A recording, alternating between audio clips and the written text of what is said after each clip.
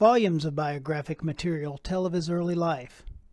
Once Cassius Clay entered the squared circle, his natural talent drew acclaim and accolades in amateur boxing, including multiple Golden Gloves and a trip to the 1960 Summer Olympics in Rome, where he took the gold medal. As a professional, Clay's charisma, coupled with his skills inside the ring, lifted him to the status of not only one of the greatest boxers of all, but an iconic sports figure. Catapulted to legendary status led to Clay's prominent position in Two Nations.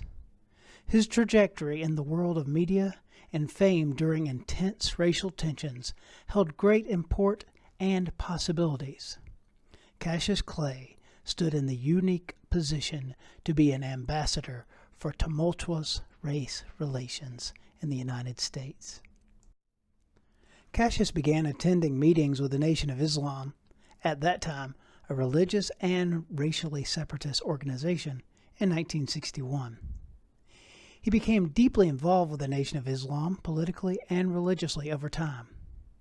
A chasm between the two nations in his life came in 1967, when Clay refused to be inducted into the United States military. He cited the Quran as well as racial issues in the United States as part of his conscientious objection to engaging in war. He was immediately arrested and subsequently stripped of his boxing championship. Many members of the Nation of Islam went to jail for similar behavior, including Elijah Muhammad, the leader, who refused to accept his draft notice during World War II, and Warith Deen Muhammad, the future leader, who, like Ali, refused induction into military service.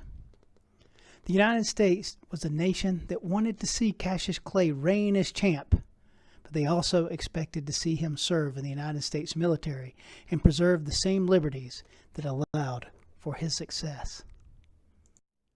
During his suspension from boxing, Ali became a prominent spokesman against racism and war. After Malcolm X was assassinated, Muhammad Ali played a key role for the Nation of Islam in the Black freedom struggle during the late 1960s. The 70s brought several new opportunities. In 1970, he received a chance to return to the ring in Atlanta, Georgia.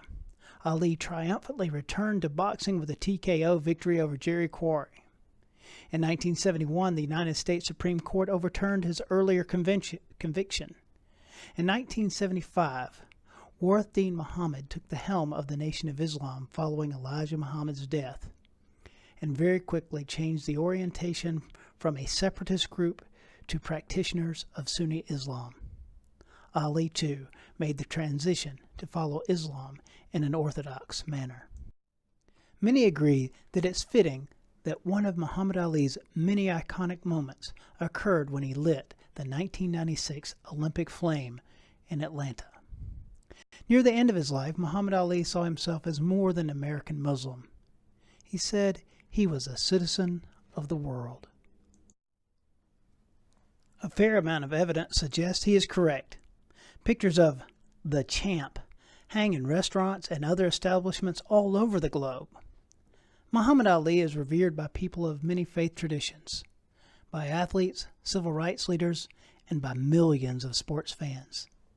His legacy across the world's nations is a great one, perhaps one of the greatest of all times. Throughout his life, Ali stood up for faith and reconciliation. He's a role model not only for Muslims, African Americans, and athletes, but for all people who champion peace and justice. His work is continued at the Muhammad Ali Center in Louisville, Kentucky. In the 1960s, America needed the best of Cassius Clay. They got the greatest of Muhammad Ali. Given all that is happening both with racial tensions and anti-Islam sentiments, perhaps the world needs him most in current times.